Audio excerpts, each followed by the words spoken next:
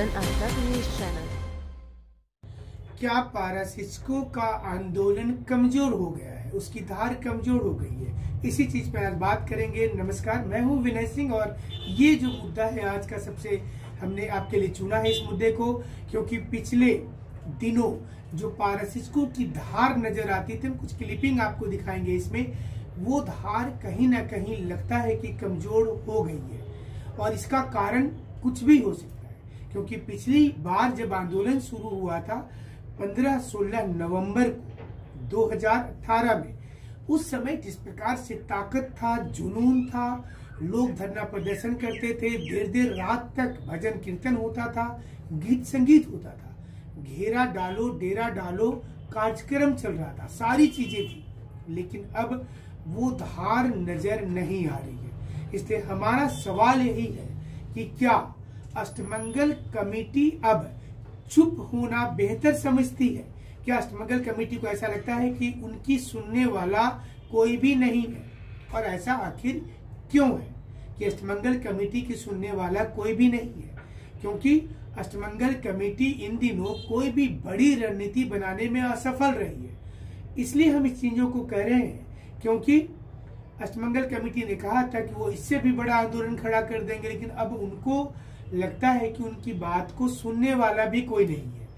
कई बार हमारे चैनल पर बुलाने के बाद भी उनमें से एक भी लोग नहीं आए कि जनता को लाइव होकर के वो जवाब दें।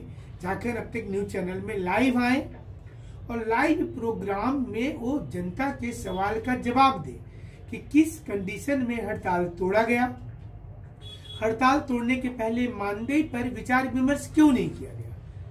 अगर मानदेय पर विचार विमर्श कर लिया जाता तो आज ये नौबत नहीं आती।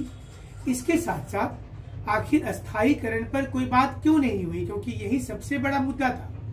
और अगला सवाल झारखंड अब तक न्यूज चैनल का था कि काला झंडा दिखाने को लेकर बाद में माफी मांग लेना क्या 67,000 पारा शिक्षकों के साथ विश्वासघात नहीं है? पारा शिक्षक के अष्टमंगल कमेटी के साथ जो अलग अलग जिला में लोग हैं, उनसे भी हम रिक्वेस्ट करेंगे कि वो अपने कमेटी के लोगों को कहें कि वो ओपन डिबेट में आए। पारा शिक्षक लाइव रहेंगे और लाइव चैनल में आपको सवाल का जवाब देना है। अब देखिए, आपको हम समझाते हैं ये पूरी इनसाइड स्टोरी क्या है, क्यों ये आंदोलन इतना कमजोर पड़ गया। जब आंदोलन को अचानक 17 जनवरी 2019 को तोड़ने की घोषणा कर दी गई, उसी समय से दरार आना शुरू हो गया था, क्योंकि शिक्षक के एक बड़े वर्ग को पता ही नहीं था कि आंदोलन आज देर रात को टूट चुका है, रात में 10 बजे के बाद। और यही कारण था कि पारा शिक्षकों के अंदर तरह तरह की बातचीत शुरू हो गई। उसके बहुत दिनों तक कोई भी सुगबुगाहट नहीं हुआ और वेतन देने के सारे आसार समाप्त हो गए। 2 महीना जो स्ट्राइक पीरियड में लोग रहे हैं, उनकी भी पेमेंट चली गई। इससे लोगों में नाराजगी बढ़ता चला गया। पारा शिक्षक के नेताओं ने कोशिश किया कि बायोमेट्रिक पर एक बड़ा आंदोलन फिर से खड़ा कर दिया जाए, लेकिन तेवर को समझते हुए नेताओं ने निर्णय लिया कि अभी ये सब कुछ करना सही नहीं होगा। इसी बीच में चुनाव की अनाउंसमेंट हो गई। अब तो कोई भी हड़ताल आप कर नहीं सकते हैं।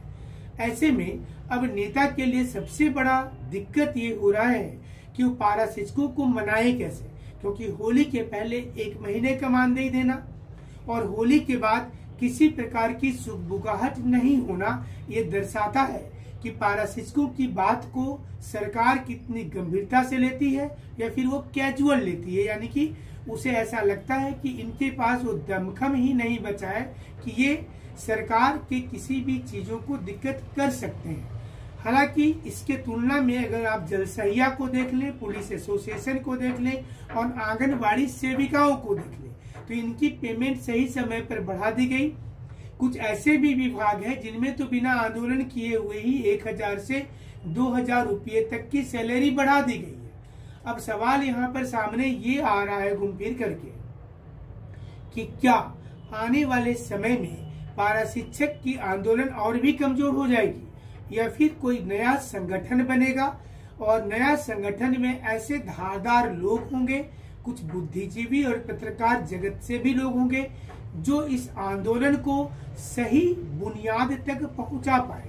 और यही सवाल रहना चाहिए, क्योंकि जो मूल सवाल था अस्थायी वेतनमान का और एक वेतनमान का, यानी कि एक वेतनमान और अस्थायीकरण।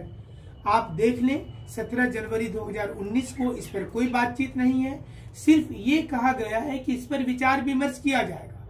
विचार विमर्श सरकार पहले भी करती आई है, इस बार भी बोल रही है। विचार विमर्श करने के लिए इतना बड़ा आंदोलन चलाना, क्या ये नैतिकता था?